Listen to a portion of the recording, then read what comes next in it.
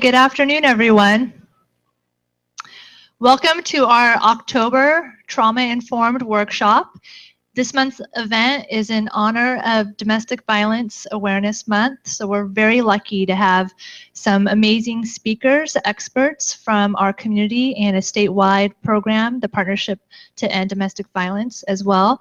Before we get into our speakers, I wanted to invite our new Deputy Executive Officer over Public Affairs and Outreach to talk about what CalVCP is doing in honor of Domestic Violence Awareness Month. Come on up, Tom Mays.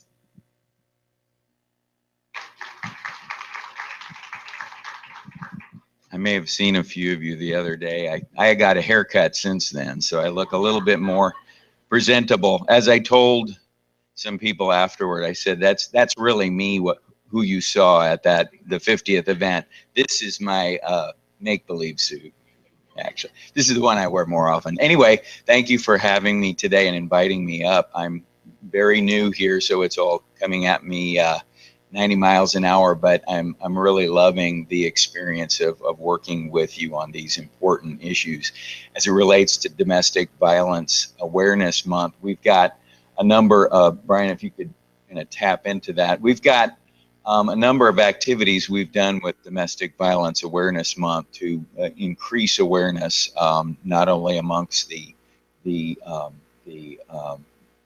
victim service providers, but also to our survivors and our folks out in the communities who need to know about their rights and abilities under our compensation program. Our program here is focused in on these socks opportunity to contribute and donate socks.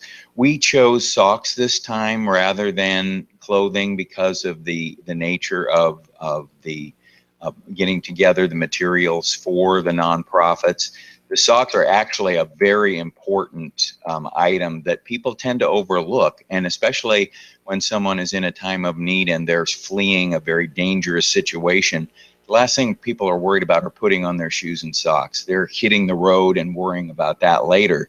But as you can imagine, as far as increasing that comfort level of just keeping yourself warm, if you don't have shoes and socks on, you're in bad shape. And this is just another way we can do to help out in that regard.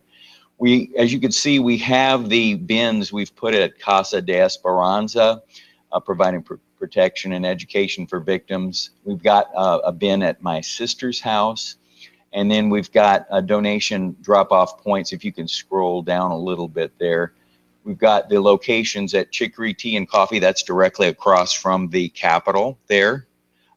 We've got right at the Department of Managed Health Care, part of the Office of Emergency Services, correct? And then the Office of the Governor, right out in front there by the Golden Bear. And then, of course, right here in our lobby. In addition to that, we have some blogs that we have, including one from one of our guests here today, Jessica Merrill, as far as from the Partnership to End Domestic Violence, focusing in on the incredible efforts that are underway now to help victims of violent crime. We also have a guest writer from No More's program director, Virginia Witt. She's talking about not only awareness, but action, because that comes after awareness is, okay, taking action, and how we can partner with them. There's a license plate program that actually feeds into this service.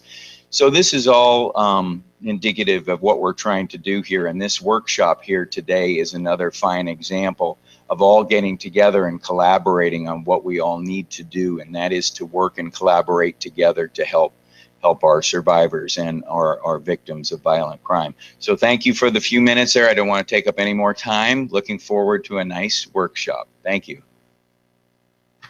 Thanks, Tom.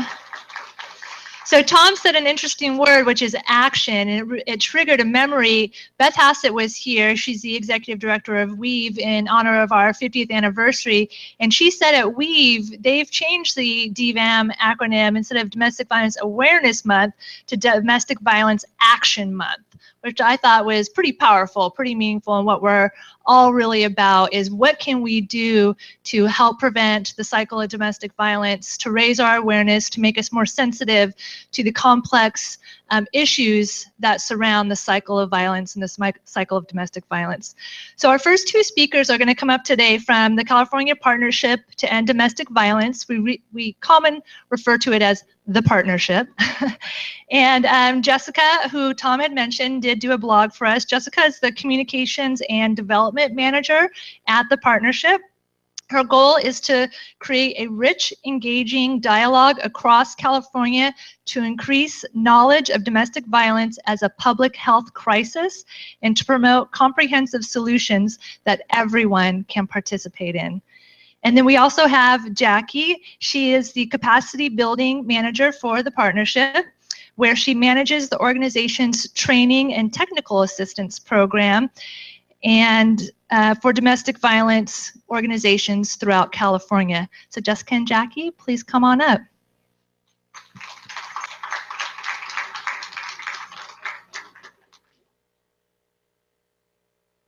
All right, thank you so much for having us. We're really excited to be here. My name is Jessica.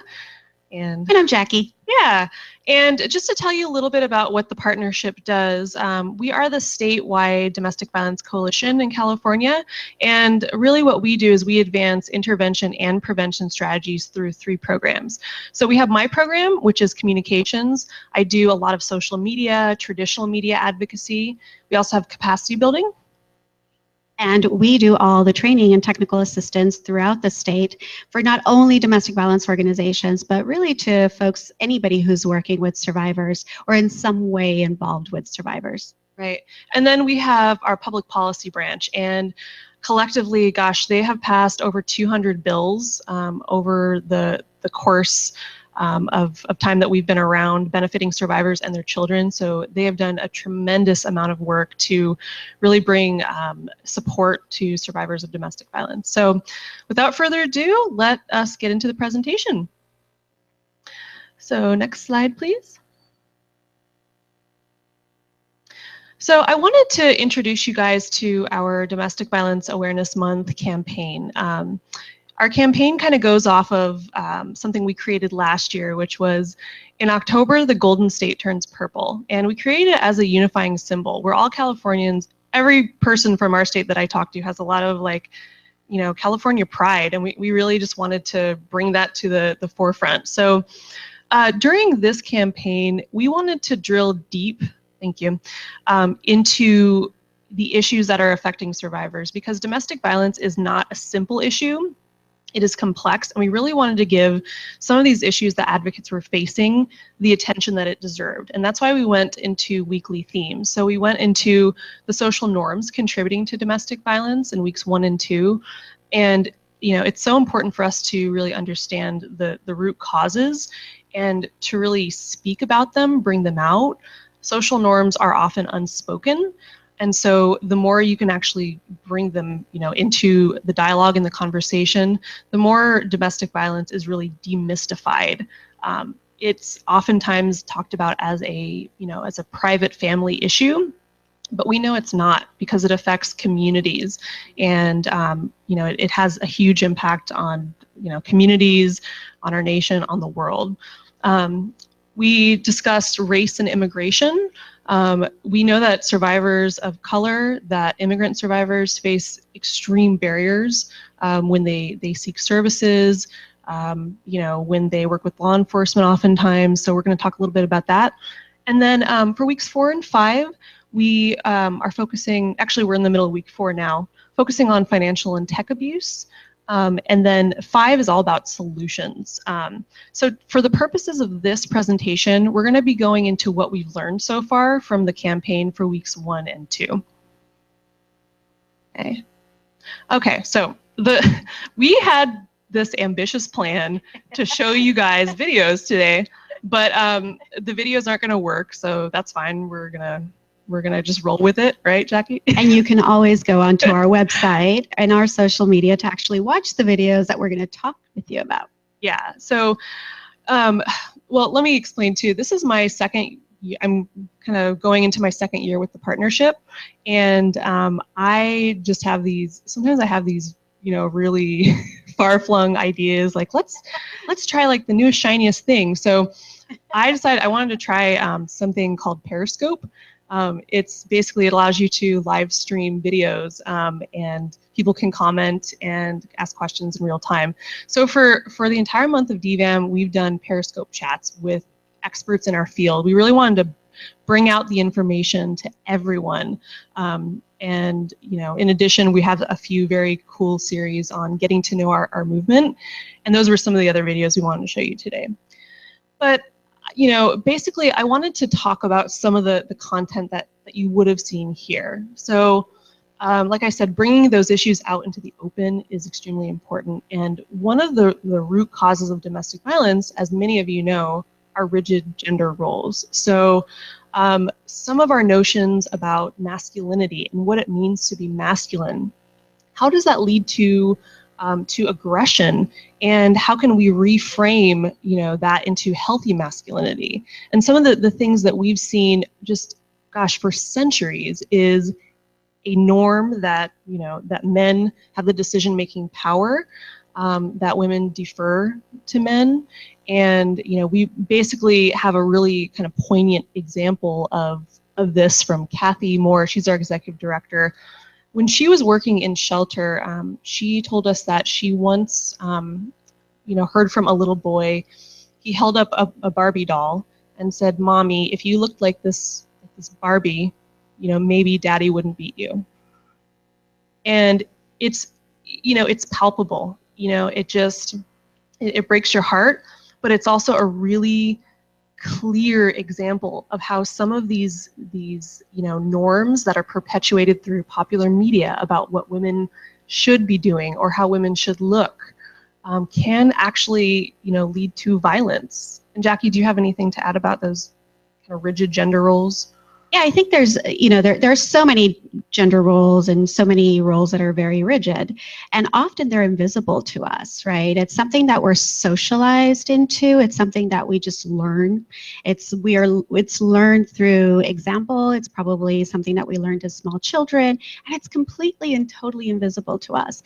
And so I think the important thing is that making the invisible visible, that these gender roles really do contribute to some of these issues. Of course, not all men are violent, and of course, not all women are victims.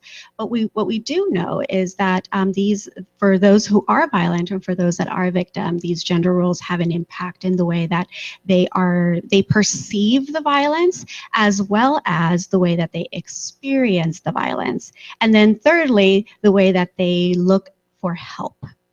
So for example, a woman who feels like, she has somehow deserved the violence that has been perpetuated against her may not in fact seek help, may not in fact seek services.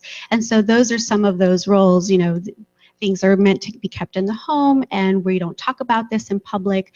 Those gender norms and those norms are things that are completely invisible to us, and we're hoping to be able to highlight some of those in an effort to help people actually be more visible and to be able to ask for help when they need it. Right, thank you.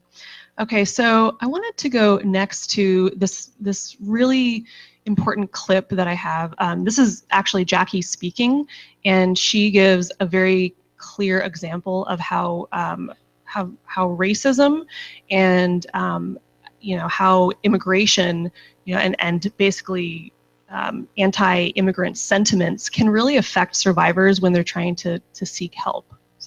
And this was actually a training technique that I learned when I was still an advocate. I worked at a local domestic violence shelter for 10 years before coming to the partnership. And during the trainings that I did at that local program, there was this one activity that we did, and essentially I was the person who got to sit down on a chair, and they brought in a whole bunch of sheets, the sheets that you get from your bed, and they brought in a bunch of sheets, and I sat there, and each sheet represented a particular barrier. So one sheet was put over my head, and that sheet represented me not being able to speak English.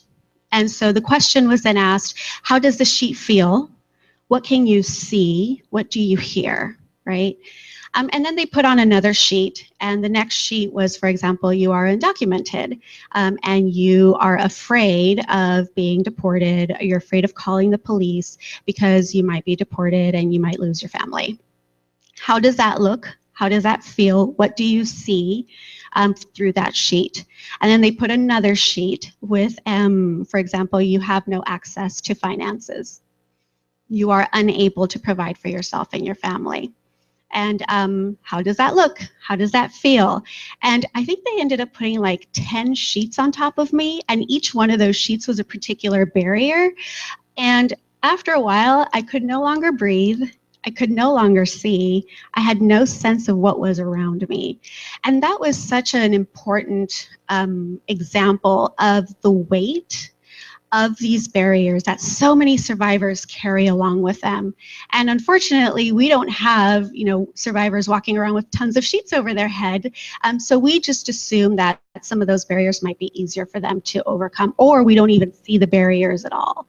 And that is the kind of example I think that was so important when thinking about working with a survivor, and we don't know their entire story. We don't know how many of those sheets they have over their head, and we don't really understand what it feels like for that person to have all of the heaviness of those barriers over them. Thank you. So why a social media campaign to convey, some of these really important issues? So we know that people are increasingly getting more of their information from their friends and their family members online. And, there are online communities out there really that have huge influence over one another. 74% of people who, adults who are online are actually on a social networking site. So Facebook, Twitter, Instagram. And 30% of all users on Facebook actually get their news there. So we're seeing the increasing usefulness of online campaigns for, I guess, creating those types of survivor-friendly environments for people. There is a high probability that in your friend list right now, you have survivors as your friends.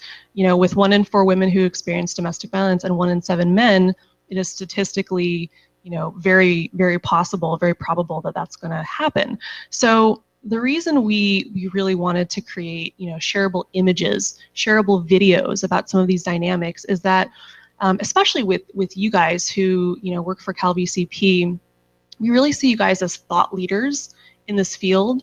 And when someone like you, posts an image, like a shareable piece of data that maybe we provide in our campaign, or shares a video of Jackie, explaining the sheet analogy, that actually can really label you from the survivor standpoint as a friend, as an ally, someone that they can actually look to for support. And that means the world. I mean, especially when, in domestic violence, a lot of the dynamics that occur, there's isolation. Isolation is one of the main things that survivors experience. And so if they see you posting something maybe from our campaign, they see you as that part of that support system. So I think one of the most meaningful experiences I've had, my Facebook page, my personal Facebook page says that I work for the partnership. So my social network really understands the work that I do and knows that I've been doing this work for 15 years. And so there have been times when I've posted something either from the partnership or some of the local domestic violence organizations in Sacramento. And I've had even not just close friends, but also just folks who are acquaintances who I may have met at some point in time, and they sent me I've had several people send me private messages saying, I don't feel like I can say this to anyone else, but I need some help, and I need someone to be able to talk to. I need somebody who will believe me. And I have been able to connect them with some resources in their organization or in their areas. But what a powerful thing, right? One can imagine a survivor who maybe feels like they can't tell anybody, maybe feels like this is, you know, something that they can't even speak about outside of their home, and to be able on a private message on social media to see an image or to see something that speaks to them, and for them to feel like, oh, I'm not alone. I can reach out, and I can do so in a way that isn't going to potentially make me unsafe. So many survivors are not able to just get up and walk out into your local domestic violence center, right? Sometimes that is just not an option. But social media really allows for the possibility of somebody who is really struggling to be able to just be able to reach out. And for those of us who are in this field, of course, we've been doing it for a long time, but for those of you also who are doing this work, how powerful could that be for somebody to see something on your Facebook feed, for them to be able to see themselves in it and be able to reach out? Hence the reason why we see you all as partners in all of this work.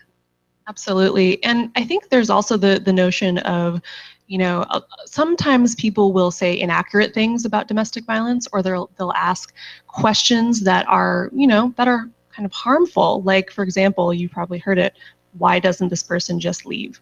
And to have that knowledge, and to have you guys as those real thought leaders in challenging harmful assumptions, that is huge. So, you know, really setting the record straight and saying, you know, it's really never the survivor's responsibility to stop the abuse from happening.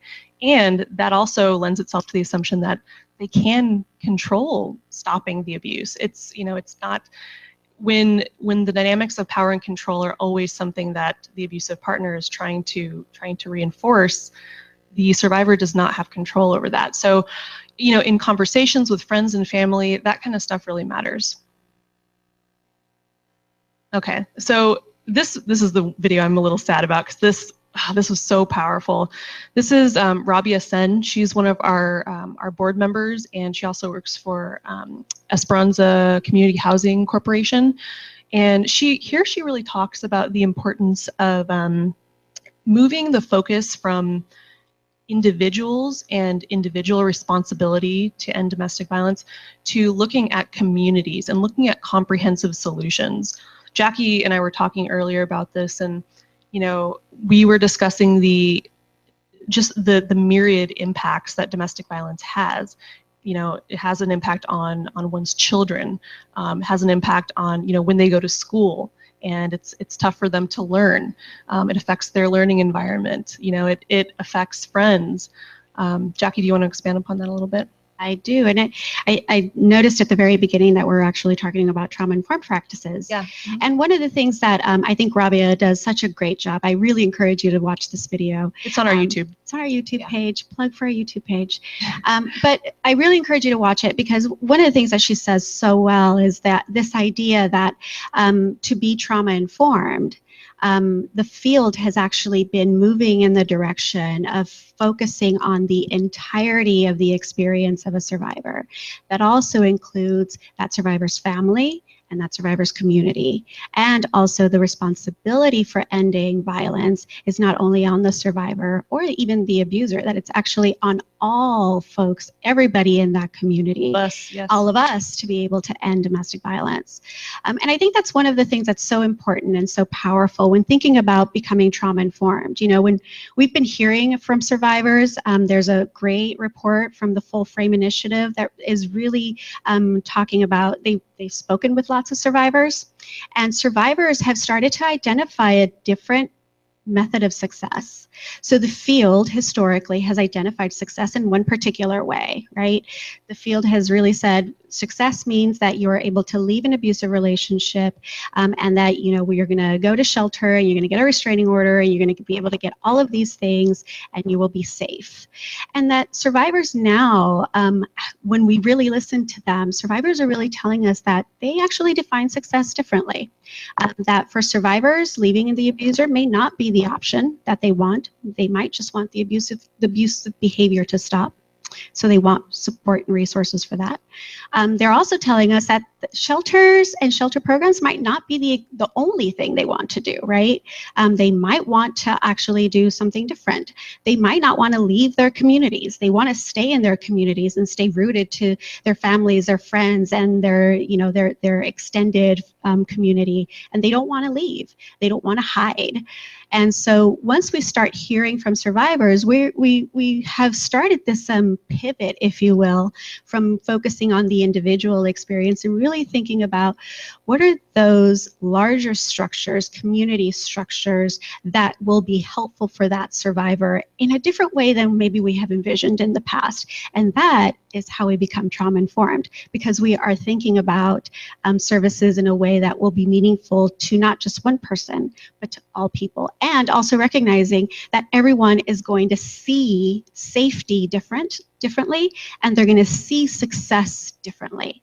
And that, I think, is a wonderful adjustment, and it's a wonderful pivot that we are now seeing in our field. So, along the lines of trauma-informed practices.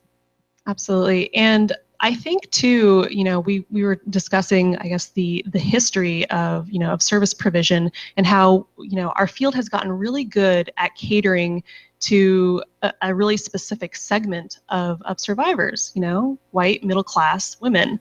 And I think now the field is really making that pivot, and we're starting to listen to service providers who are doing culturally responsive services and really hear what they're doing, and, you know, try and utilize those models as well. Right, Jackie? Right, we're really looking at those communities that have been invisible to us for a while.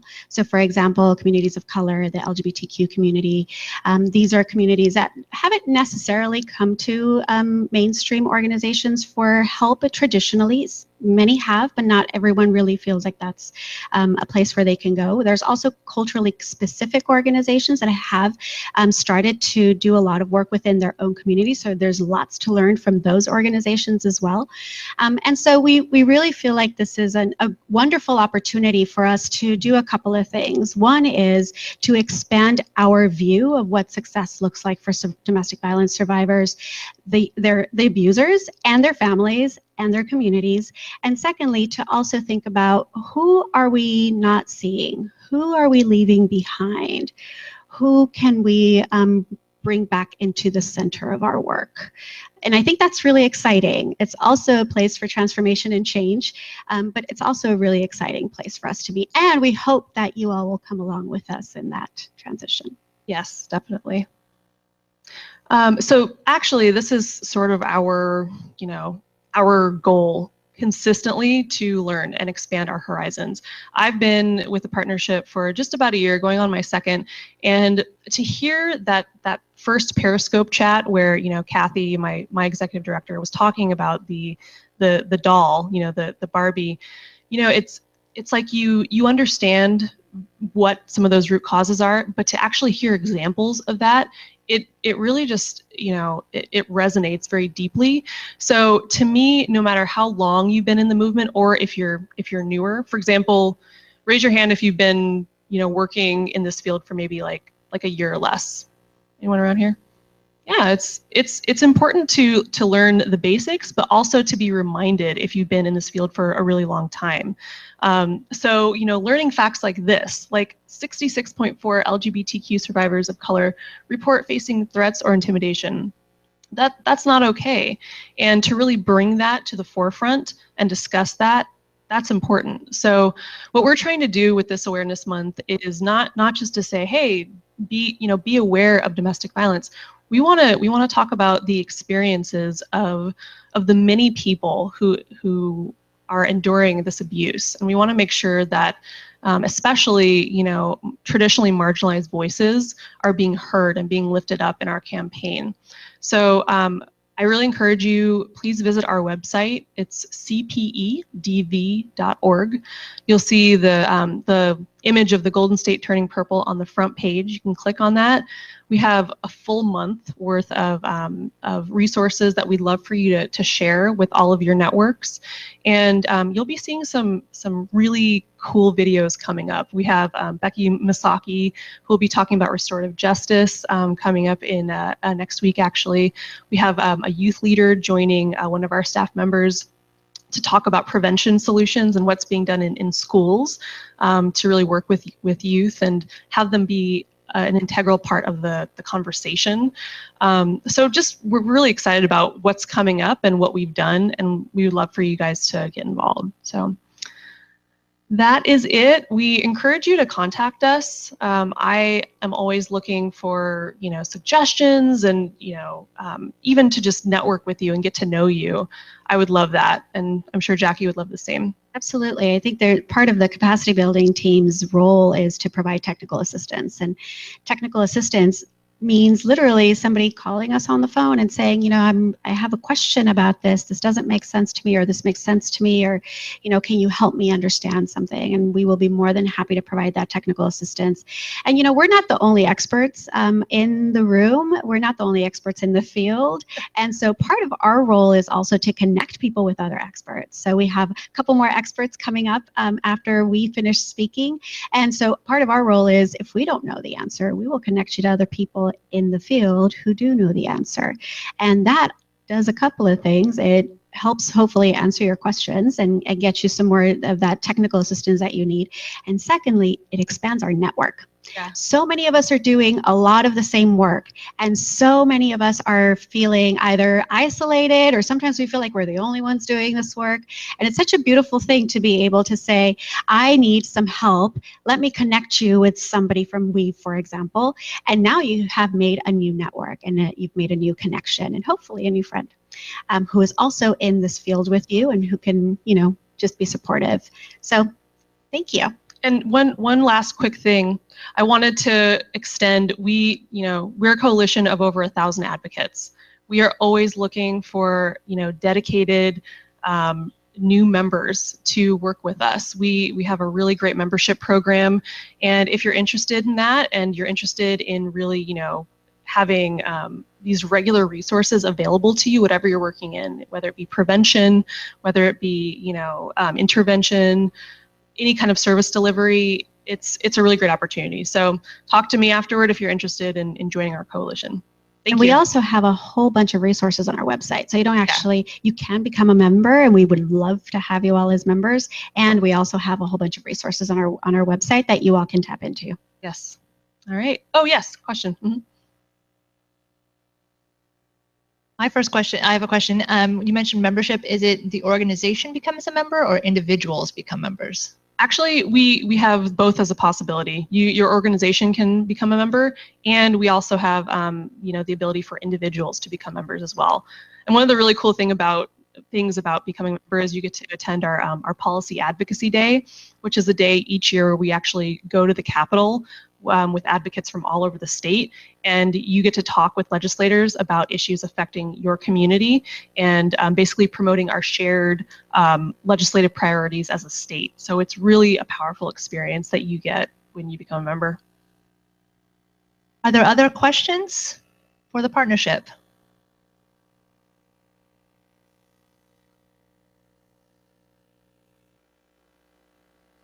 Thank you so much, Jackie and Jessica. We really appreciate it. Thank you.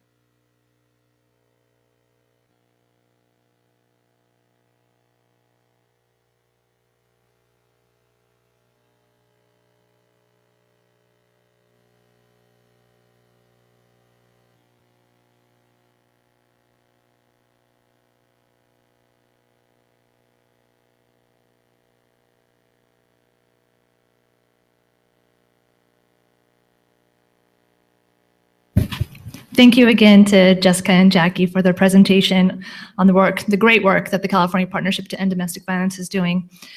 For our next speaker, I want to introduce you Dawn Bentz.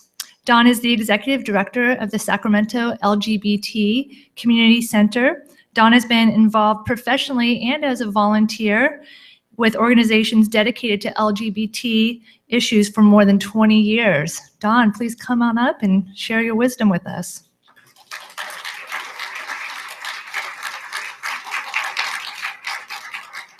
Well, thank you. We certainly appreciate this opportunity to talk with the great work that you guys are doing in your field. As you said, I'm with the Sacramento LGBT Community Center, and we have been around for about 30 years, and our mission is to create affirming and safe pathways for LGBT people and their families to feel welcome, safe, and secure. And of course, when you start talking about LGBT issues, just kind of going along with that mission of welcome, safe, and needed is, especially on issues of sexual orientation or gender identity, everyone is on an individualized journey and evolution on how they are addressing that. And if there's, for instance, you haven't really discussed that issue or had that conversation with yourself, or there's faith traditions, that's okay. Ask questions. We would rather have you ask questions on something that you don't understand than to feel uncomfortable or hold it in that, you all went into this field for a very good reason. You wanted to help people. And the center wants to help give everyone the tools to deliver better services for what needs to be done on your job. And and again, always ask questions. And if you are uncomfortable asking it, within your own department, feel free to reach out to us or the ACLU Equality California. For those on webcast, there are community centers all across California that would be more than welcome to talk about competency trainings and just the terminology and things like that. So just when we get to the end, any question, I'm 50-some years old now, and I trust there is no question that is going to make me blanch or be bizarre. It's the question that you don't ask that we definitely want to. Okay, and the clicker is. Oh, sorry. Okay. As I said, we're gonna. Kind of this is just a quick overview, just talking a little bit about the LGBT experience, some basics on cultural competency and how the different intersectionalities affect LGBT people. And then, of course, we're going to be doing a wonderful warm handoff to Weave, which has some great services that we refer a lot of our clients to when we see that there is evidence of domestic violence, because we know that Weave has developed a great program for serving victims of domestic violence and have outreach to other LGBT organizations to make sure that their staff is equipped on, if we run into this situation where someone is LGBT, we can take those things into consideration and develop a better case plan for them. A key thing with LGBT is that, I know this is a lot, but the core thing is as with any ethnicity or any culture, there is no one picture of what an LGBT person is. We are from all ethnicities, all corners of the world, all faith traditions. We also are represented from pretty much all professions, also all economic statuses. There was a number of years ago where pretty much being gay was considered, oh, you're a wealthy, educated white male. Well, that was because at that time, only white gay men had the ability to come out and say, I am gay. People that were economically disenfranchised or of an ethnic minority really didn't have that power because they could have been fired or evicted, or their family would have disowned them. And so we do represent, and there's a lot of stats out there that LGBT people, especially when you talk about LGBT and T, for transgender, especially, almost all of the numbers double when you look at, because it's a very different experience, and society has not evolved to that point yet where we're just starting to have those conversations. And so it's like basically there is no typical LGBT person. It's very individual. Some of the experiences, of course, it's been victories against oppression. With, for instance, it wasn't that long ago that being gay was a criminal offense. If you had any type of relations with someone of the same gender, you were going to jail. Also, there has been like in custody determinations that if it came out in a divorce proceeding that you were gay, you were going to lose your children. You had to hold that in and hide who you really were. And it was only 2010 that the Department of Defense took, when they repealed Don't Ask, Don't Tell. And it used to be that if you were gay and or lesbian, transgender, bisexual, and serving in the military, you were going to get a dishonorable discharge. You were going to lose all of your benefits, and it was just a very oppressive dynamic. Also, minimization. For a lot of LGBT people, it was once defined as a mental illness. It wasn't that long ago, the 40s, 50s, sometimes even the early 60s, where you were institutionalized. Chemical castration, shock therapy, aversion therapy is where they show you erotic images and actually put chemicals into your body to make you violently ill so that your brain is coming up with this violent reaction. And then, of course, the portrayals that were pedophiles, LGBT people hang out at the playground, lurking in the bushes, very negative. Also, even into Disney, like for instance, Scar, the villain in The Lion King. A lot of times the caricatures are shown as, oh well, yeah, they have the lispy voice, and it's all about being evil. And also just its depravity, irrelevant, nonsensical, and again, the social marginalization. For instance, in employment, Franklin Kemeny was an astronomer with the Department of Defense that was fired in the 50s and was the first one that stood up and challenged his dismissal. I believe he lost, but we've had a lot of advances. In the 1920s, Harvard University actually did a huge campaign where they were fretting out all students that they thought may be homosexual to basically expel them, all professors or even service staff that were working. Some of them were called in, were not Harvard students, they were working in the cafeteria. And because that one cafeteria was known as the place where they hang out, they were all brought in, questioned, and many of them were fired. And of course, family participation. We, through our different youth programs at the center, and this is Sacramento specific, we see about 250 youth in our drop-in center and through our youth groups a week. And about 20% of them are homeless. They have been kicked out of their homes because their parents disowned them. Oh, well, you're gay, get out of my house. You're lesbian, or, why can't you, if they're transgender, why can't you be a boy? Get out.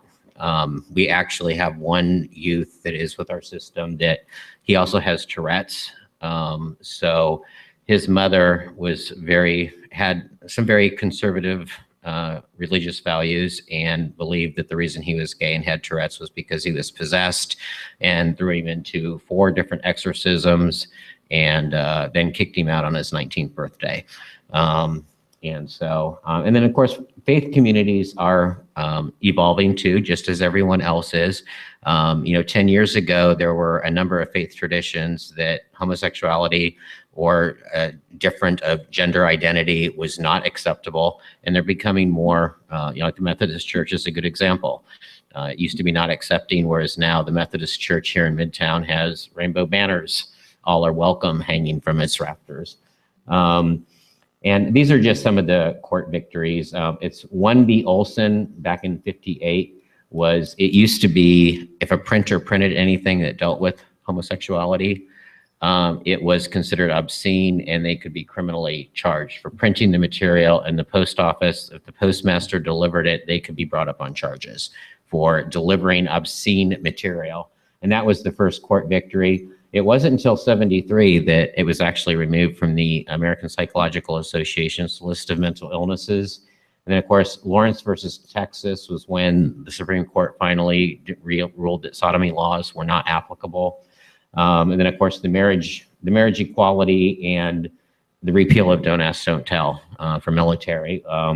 And then, of course, we just recently saw, you can see how the dial's moving very rapidly. And of course, with marriage, this was something that does come up a lot where, especially in a domestic violence situation, is when, like, for instance, when I was first coming out, there were no positive relationship models to fall into or to look to. It was, okay, if you're gay, it means you're this, and that. It's something to be ashamed of. You need to hide it. Why can't you be more butch? And there were no relationships. You weren't going to be able to have a loving, stable relationship going forward. And so with this marriage equality, well, why can't you do civil unions? Well, how many of you that are in a marriage would be willing to turn in your marriage for a civil union? And how many little girls grow up thinking, oh, dreaming of their civil union day? It's just there's societal meaning to the term marriage. It has so much weight. And so that's why it was very important, because now it's for the next generation coming up. They're going to be seeing positive role models that, no, this is not a healthy relationship. No, I don't have to endure this. And so that was why marriage was important. There's still barriers out there. There's still legal discrimination. I'm sure that you saw in the news the Kentucky situation. There's still hostile education environments. There's still in the headlines where students are not allowed to take the date that they want to go to prom. There's teachers that are turning a blind eye to bullying. Although when we've talked with teachers, a lot of times it's not that they want to turn a blind eye, it's they don't know what to do. They don't know what the appropriate intervention should be. And so giving them the tools so that they can intervene appropriately to stop that violence from happening. Then, of course, there's still a lot of organizations that are still working against. And then, of course, with heteronormativity, again, just seeing that, although we are seeing more same-gender couples in like commercials or in the media in a positive light, there is still a lot of, and as you were talking with gender roles, it's showing that it is a spectrum when it comes to relationships and identities. And so, and especially when we're talking about some of the things that you and your work might be important, is that LGBT youth do report, almost 80% of them report hearing daily anti-gay slurs in the classroom. Almost 40% of them report that they have skipped at least one day a month of school because they were terrified to go to school or didn't want to be listening to the bullying, the taunting. There's sometimes physical violence as well as verbal violence. And so, of course, that it just dominoes. They're skipping school, their educational situation is not where it should be. So then they're going out into the workforce and they're going out into the workforce and they're not achieving their full economic employment. And so then it starts a whole paradigm where they're maybe on a situation where they're going to be a lifetime of dependent on social services. Again, the students are reporting gay and transgender teens are rejected by their parents at a high rate. As I said, 40% of all the homeless youth on our streets identify as LGBT or T. And they're 8 times as likely to commit suicide, 6 times as likely to report having mental illnesses. And again, part of that domino effect is that when you grow up, that you're less than, you're not equal, there's something wrong with you. And then as you get into adulthood, those oppressions and demeanings never leave you. Even as you continue along your journey, even for me, I still, from the high school experience, still have moments where it's like, oh, oh, no, they're not talking about me. I don't have to be afraid. I'm not going to get shoved into a locker today. It just, then it gives them, because of that less than thing that's being drilled into you, you're more likely to suffer from mental illnesses. We are more likely to use illegal substances or use tobacco. And as I said, the homeless youth is a very prominent. And again, these all have lasting effects on the quality of life, staying in the closet, afraid to come out. There's higher rates of victimization. So there's a phrase that's been kind of released on the media, especially for trans folks. There's the phrase walking while trans, just walking down the street and someone looks at you and they, oh my gosh, that's, look at that freak. Okay. And they attack them. And of course that victimization is something as simple as, if it's not physical violence, it could be like in the workplace. You're made to feel less than because you, and actually I'm gonna kind of flip through these real quick. I'm sorry, like on the workplace, having the picture of your spouse or partner on your desk and being told that no, you can't do that, or people reacting negatively to that. But these are just, and if any of your departments would like to do a cultural competency training, we're more than, give us a call, or if you're not in Sacramento, give your center a call. They will have them to kind of go through the different terms. And this is also evolving. There's more letters being added to the acronym. It was at one point just LGB, and then LGBT, and now Q, and it's a lot of different, because we're learning as we go. But these are just some really basic terms. One for, if you come across this in your work, is queer. There are generational differences. That used to be, for people in my age group, that's a very negative term. It's like, oh, you queer. Whereas the younger generation has kind of taken that word back, and they actually proudly identify as, no, I am queer. And it just kind of means, I defy all definitions. I'm not going to wear the label that you want to put on me, which is very empowering. I'm just going to, and kind of this is, again, part of a cultural competency training. There's very specific differences between identity, orientation, sex, and expression. And identity is sort of like who you are, orientation, who you love. Sex is the parts that biologically, and then expression is how you present. And a lot of the terms can get a little confusing, but again, it's always ask. For instance, if someone walks in and is, you believe that they are presenting as, this is a woman who just may be a little more on the masculine expression side, ask, what is your preferred pronoun? Because that person may identify as he and male. And they're going to appreciate that, rather than sitting there and continuing to refer to them as she, and they're going to be bristling and not, it's like, I'm not a girl. Just ask, and they're going to appreciate that you actually took the time to ask what their preference was. But basically, I'm going to just skip because I'm running out of time. With domestic violence, again, it's something that does happen to LGBT people.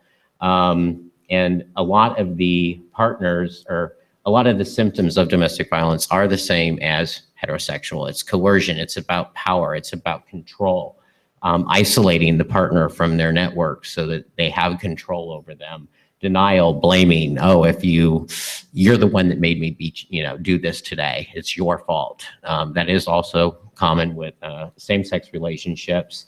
And hold on, I'm just going to flip through here real quick. That with domestic violence, one of the key things is that LGBT people are very less likely to report any instances, because they have that fear of walking in and saying, there was recently a study, the California Reducing Disparities Project, that did a study that LGBT people do not come out to their medical professionals. They're unlikely to call the police because they feel, oh, the police aren't going to pay attention to me. The police just, although this is also changing, they don't respond to I'm less than, they don't care.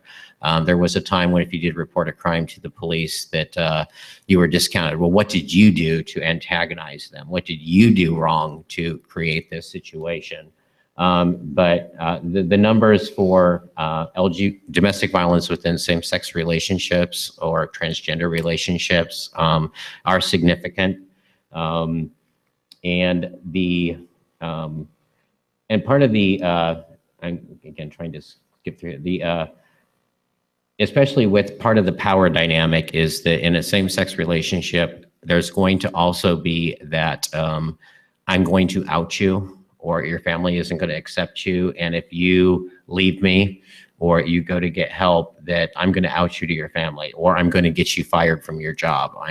Although here in California, we have employment non-discrimination protections in employment, that is a very real threat. It's like, although I am protected, I'm not ready to come out to my coworkers. And the fact that to stay in that relationship is something that's a unique dynamic. And I'm just going to actually just, and also for finding services, and we've been working with Weave with that, is that typically domestic violence in most people's mind is a husband, male, abusing a wife, female. What happens when it's two men? Most of the shelters are for abused women, and what to do when you definitely don't want, because the female victims having a male presence is definitely going to be disturbing to it's going to be counterproductive to their experience of feeling safe. But then where do they go? And then also and this is something that goes into prisons as well, if the person is transgender, it's how do you serve them and find a place where they can feel safe and get appropriate services without feeling like, for instance, in prison, if you identify as a woman, but your biological parts dictate that you're going into the men's prison, you're going to be raped, you're going to be beaten. And that's going to be, how do we serve those? And that's another consideration. And also, again, just back to what the Disparities Project, when you're working with someone that may be LGBT, they're going to be less likely to come out to you because they don't feel that they're going to get services, or that they're going to be rejected, or they're ashamed to admit that. And so there's some little subtle differences. There's put a rainbow flag on your desk, or a little pin that shows that you're a safe place, that it's okay to start talking about them, because you really do need to know that information so that you can better serve that person and tailor your case plan or what path you're going to take to better serve them. And again, it's if there's some issues that you personally still have that, okay, I really haven't thought through this whole LGBT thing, and I have some issue, that's okay.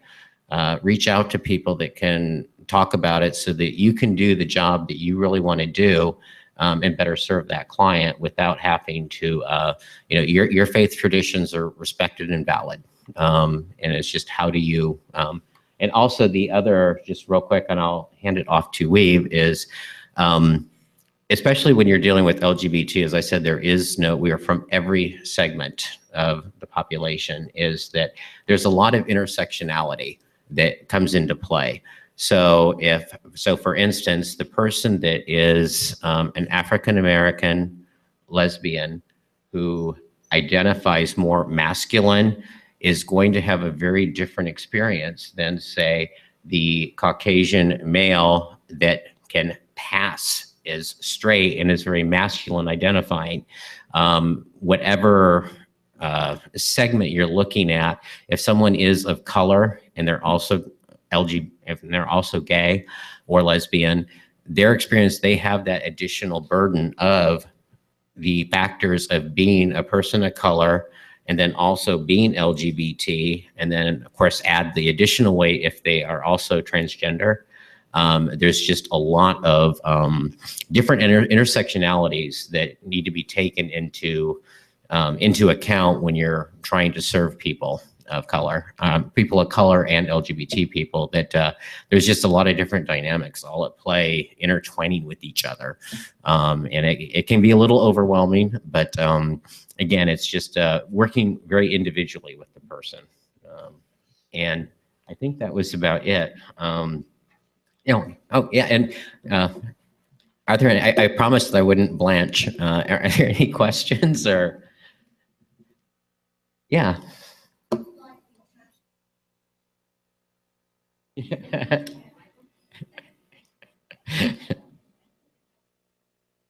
Okay, yeah.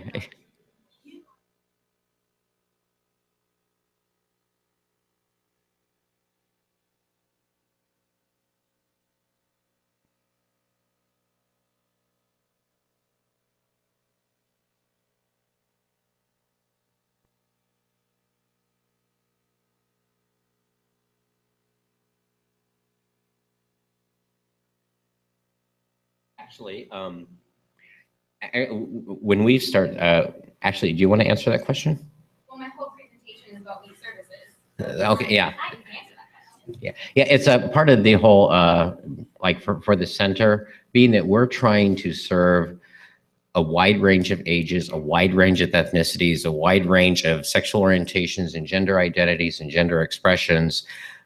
We're sort of like an emergency triage room where people come in and we kind of assess what the situation is and then get them off to, for instance, with Weave, it's just a more efficient model to give them to an agency that specializes in domestic violence to let them create case plans with, talk to us on cultural competency.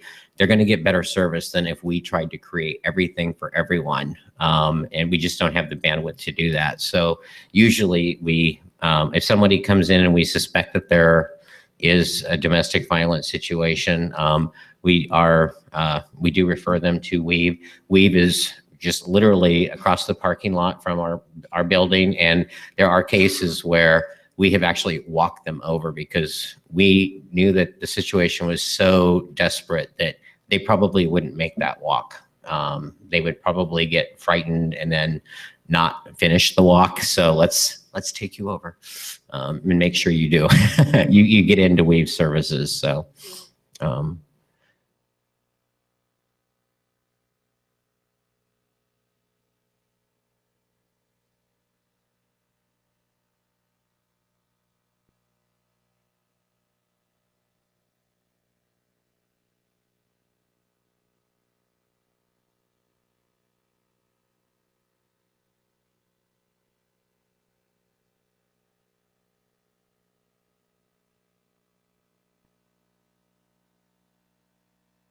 Yeah, no, it's there was of course there's he and him, her and I'm sorry, she and her, and there's also for folks that aren't that identify as queer or don't really want to take the label of either male, female. There is another set of pronouns which is they, and I have to admit that even there's times when I have struggle because again, coming from another generation, as soon as I get ready to say the pronoun they instead of he or she, of course, I see my my English teachers from way back when getting ready to whack me with the ruler. And it was just like, and it does, and again, it's if you ask and you get their preference and then use it, like I said, they're going to appreciate that more than if you just make assumptions or are too afraid to ask. And especially on again, gender identity, sexual orientation, if you don't ask, or I'm sorry, if they like how to refer to their partner, do you refer to so-and-so as your spouse, your husband, your wife? And just asking that and using the terminology that they identify. Because again, there's not a one size fits all terminology or language. Oh, anything else? I thank you. Oh, and I'm sorry. Okay. All right. Were there any other questions? Okay.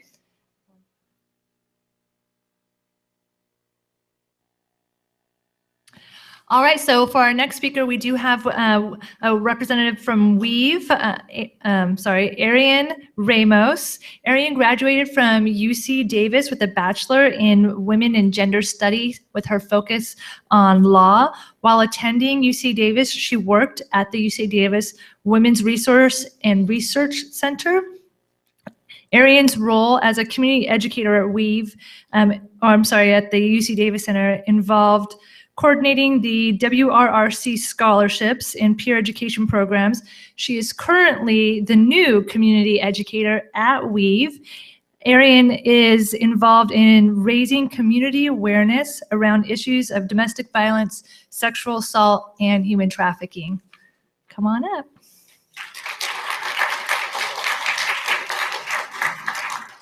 Hi there, how y'all doing? Hanging in there? All right.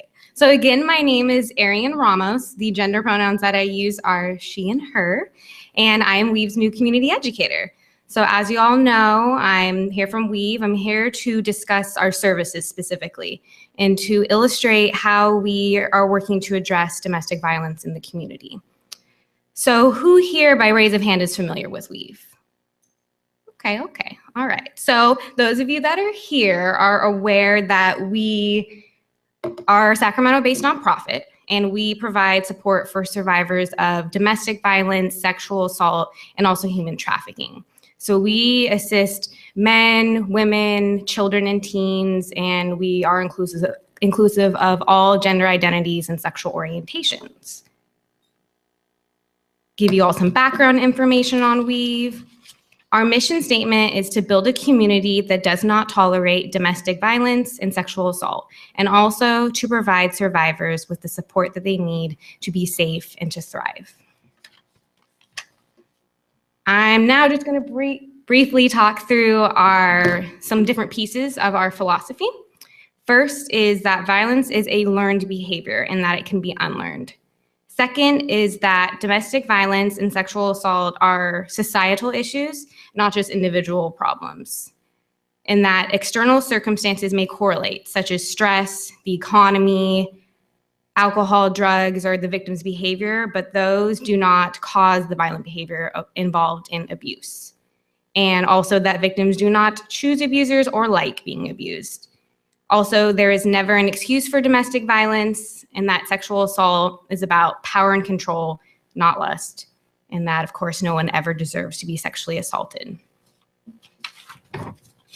So now I'm going to give you all a brief history of the organization.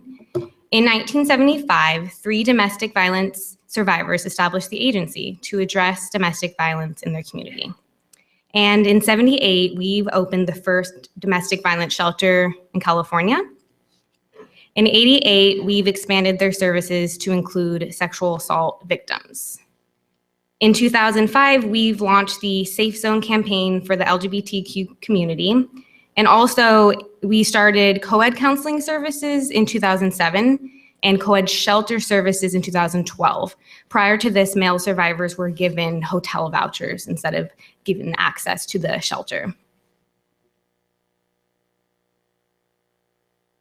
So we do 2 different pieces at Weave. We do crisis intervention work as well as prevention and education work around the different topics that I discussed. So first, I'm going to break down the different pieces of the crisis intervention piece. The first part that hopefully y'all are aware of is our 24-hour support line, formerly known as the crisis line. So folks can call that number to gain more insight into our services, and people can also call, of course, if they're in crisis and need emotional support. People can call for referrals, and that's also over the support line when our advocates do the screening for the Safe House. The 24-hour support line is confidential and multilingual. Now I am going to touch on our domestic violence counseling services. So how people gain access and can go into and participate in our counseling is they come to triage. So triage is a walk-in. It's free, it's first come, first serve. We have it on Tuesdays, Wednesdays, and Thursdays. Tuesdays, it's 12 to 2. Wednesdays, it's 5 to 7, and Thursdays, it's also 12 to 2, and that's when we have it in English and Spanish. And that's at our K Street location. So we have individual and group counseling for domestic violence victims. The individual counseling is based on a sliding scale fee of $40 to $100, and our group counseling is free. Also, when someone is mandated by CPS to go through individual counseling, it is free.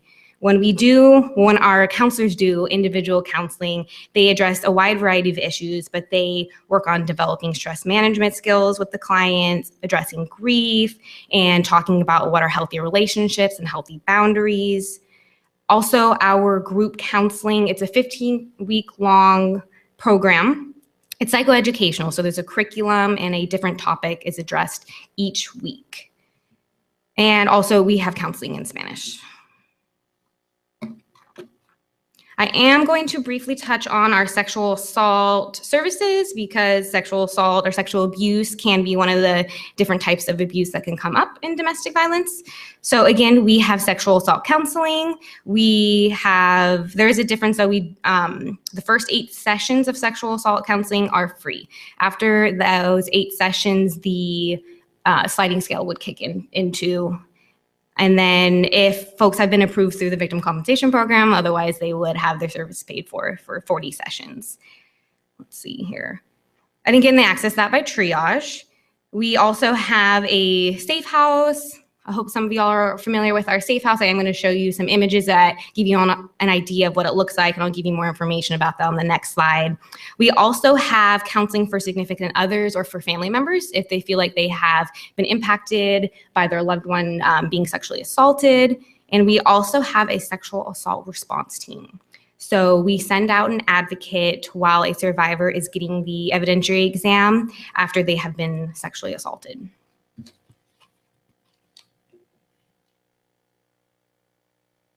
So our Safe House program, it is available to women and men and their children 17 and under. And like I said before, we're inclusive of all gender identities and sexual orientations. And it's not just a shelter, it is a program as well. So when folks stay at the Safe House, that involves case management, it involves weekly group and individual counseling sessions. They have access to legal advocacy and access to workforce development, life skills training, and parenting education. Also, one thing that's very exciting is we have our Safe House, which includes a emergency stay and transitional housing, and we have recently added an apartment-style safe house in a different location, which is really exciting. It has about 8 units, and there we also offer the emergency and transitional housing. So emergency is about 60 days, and transitional is about 24 months, and that's really exciting. Say, for example, we can be more inclusive of someone who identifies within the trans community and would feel more comfortable in an apartment-style safe house versus the communal living. So we have a little bit more flexibility, and we can provide services for more folks, maybe when our safe house is full or when they were turned away because the safe house was too close to where they lived or where their abuser lived. Now we can hop them on over to our apartment-style safe house.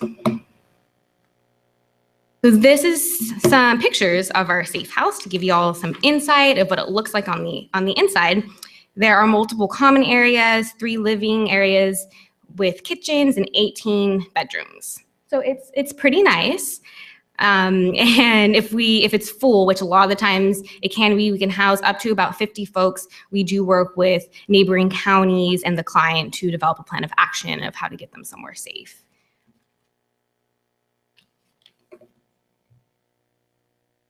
So like I have mentioned, we have our 1900 K Street location. We have our 2 safe houses, but we also have an additional location, our south side. And that's located at 7600 Hospital Drive.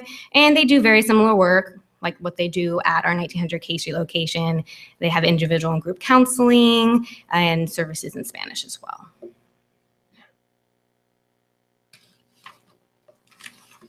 So now I'm going to briefly touch on the youth services. These are particular to the Safe House. So for children who've been exposed to domestic violence in the home, we have trauma-focused cognitive behavioral therapy. We do have a charter school on site at the Safe House, which is really exciting. So a teacher comes on site and they continue the education for the child, and the parent just enrolls them in the school.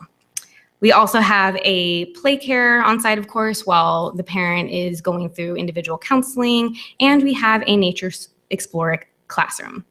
In addition, say if a youth or a teenager is interested in counseling, and if they're not living at the Safe House, they actually can come in and receive counseling. Youth ages 12 and up do not need parental consent to receive counseling. And like I briefly mentioned, we do provide assistance for victims of trafficking, and their services look very similar to all the other ones I've talked to you all about. They have access to the sexual assault response team. They can come into our Safe House. The only caveat is they do need to identify their trafficker as an intimate partner. And we offer them case management and housing and employing assistance. Couple other pieces of our crisis intervention. We have counselors who go into the Sacramento Juvenile Detention Program for girls, and they do once a week work with them. Again, it's the psychoeducation where they address different topics such as the ones listed: healthy relationships, sexual assault, what is domestic violence, and give them community resources and talk to them about safety planning. We do, of course, have legal services. We have legal workshops that are free, and they are located at our 1900 K Street location. So we have workshops for folks who need assistance getting a divorce, for child custody, and also at the courthouse, the family courthouse, there are the temporary restraining order workshops. Just a quick mention that we do have a retail store on Arden Way, and there is clothing for children, men, and women. And we, of course, give vouchers for our clients. That way they have access to clothing, say if they go to the Safe House. Oh, thank you. There we go, perfect. So if they leave a lot of their clothing behind at home, they can come and use some vouchers and get some clothing, or if they need an appropriate interview outfit, they have access to that. So now I'm going to transition into the last piece, which is prevention and education. So that's my end of the spectrum. So there are different pieces to that. One part is my coworker's position. She's involved with the campus violence prevention piece. And so it's really exciting because she gets to focus on 3 main schools and run programs through them. So she works at Will C. Wood Middle School, Hiram Johnson, and she has what is called Club Strong. So she meets with them every week and develops a really good relationship with the students and can develop a good relationship and establish different things like, what does healthy relationships looks like? Am I being abused by my boyfriend or my girlfriend? And so they get to ask those really interesting questions to her that they may not feel comfortable asking a teacher or a counselor. And she tells me all the time about the lovely questions that she gets, but she's able to provide some really awesome insight for them. And then she also has an internship program at Cosumnes River College. And what she does is, it's an internship program where she doesn't necessarily structure it to where it is at Will C. Wood. What she does is empowers the students to put on their own events and start their own clubs and do things to raise awareness on their campus. And some of the other pieces, the more general community education that we do is I can go anywhere in Sacramento County. So I go into middle schools and high schools, the community colleges, Sac State, churches, community orgs, and they can request a variety of trainings on domestic violence, sexual assault, human trafficking, healthy relationships, and things of that nature. My supervisor does the Silence Doesn't Work Here training. So she goes into different businesses and companies and orgs and provides training to staff on employee rights if, say, the staffs happen to be victims of domestic violence. Couple other pieces, we do a peer counseling training twice a year. So that's for folks who are newly hired to weave. We do offer it for outside orgs or outside folks who are interested in going through the training, and also our new volunteers. So we put everyone through this very intense 70-hour training, and have just really digging deep to different topics such as domestic violence and sexual assault and human trafficking. And in addition to that, we do a lot of exploring power and privilege in our identities. So talking about how our own identities might come into play, say if we just hired a new counselor and they're interacting with a person of color who identifies as transgender. So make sure everyone is thinking about their own identities and how they might come up into play when they're providing services for our clients. So that is a very quick summary of all the different services that we provide. And please let me know if you have any questions. If not, if you feel more comfortable asking me afterwards, that is perfectly fine. I have a question, but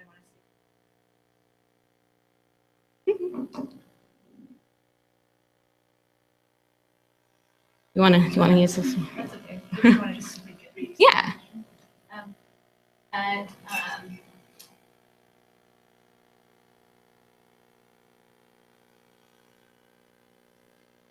Yeah, that's a little funky. It's just a caveat because of our funding, because we are funded for intimate partner violence. So they do need to identify their trafficker as their boyfriend, their girlfriend, their wife, their husband, some sort of significant other. And we do see that it's very common for significant others or intimate partners to traffic their loved ones. It's not just strangers who traffic. Yeah. Any other questions? Everyone's an expert on weave services. Awesome. Well, thank you.